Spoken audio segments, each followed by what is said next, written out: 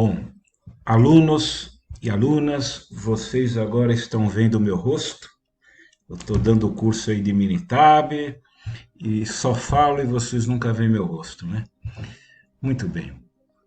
Senhores, vamos falar hoje sobre erro de Dalberg, problemas de terminologia. Começo com um parágrafo do artigo de Donatelli, que é um ortodontista americano que publica, que mora nos Estados Unidos, né?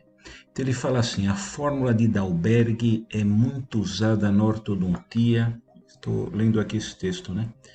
Ela é o método mais popular e ele fala um simple twist, no erro padrão da diferença, dividido pela raiz quadrada de 2. Ou seja, a fórmula de Dalberg é o erro padrão da diferença dividido raiz quadrada de 2.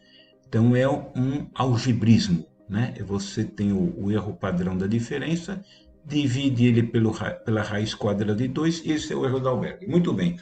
Porém, eu li em outro local que, na verdade, erro padrão da diferença, não, você tem que falar desvio padrão da diferença, tá? Estritamente falando, não é erro padrão, é desvio padrão. Consequentemente, ele fala, não tem nenhuma razão que a fórmula de Dalberg seja melhor do que o desvio padrão das diferenças, ou desvio padrão residual, ok? Vamos entender melhor isso.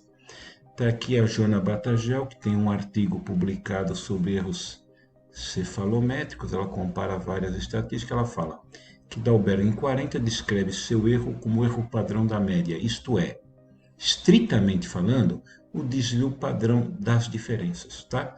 Dos pares de medição. Então, na verdade, não é erro padrão, é desvio padrão. Então, aqui em cima é desvio padrão. Então, isso já é uma primeira terminologia que precisa ficar clara, ok? Continuando, tem aqui o Thomas Knapp, que é um americano bioestatístico que atua na área de antropometria, ele falando sobre o erro de Dalberg, se chega nessa forma, e ele fala que Dalberg chama essa estatística de erro padrão de uma única determinação. E ele fala, olha, até que é um nome defensável, né? Melhor que erro técnico de medida.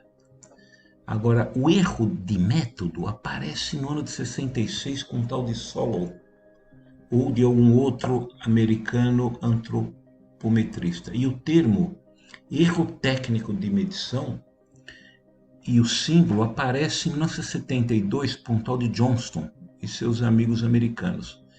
Então, mais terminologia colocada para complicar, né? O Dalberg chama erro de uma única determinação, o outro chama erro do método, o outro chama erro técnico de medida, né?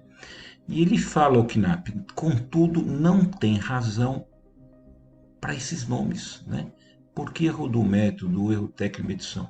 Daí nós vemos a complicação, né?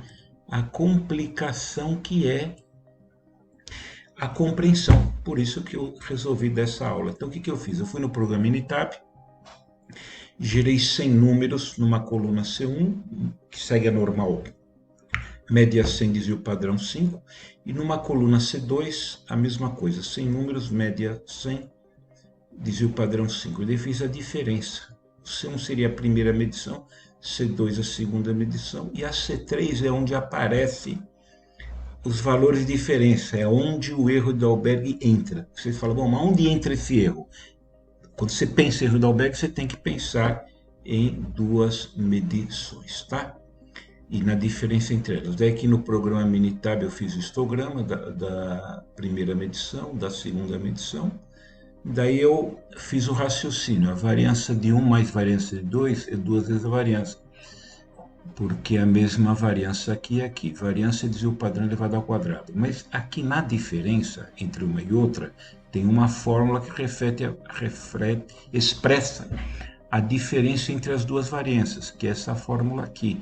Então, esse 2 aqui, né, ele vai dividido.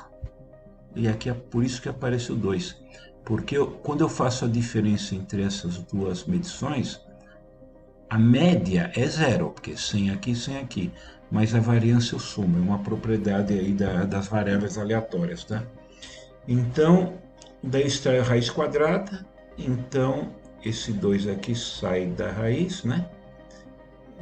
Extraindo a raiz quadrada, então eu tenho aqui a fórmula de Dalberg, que é a que vocês veem aqui, raiz quadrada, somatória, diferença, 2 vezes n, ok?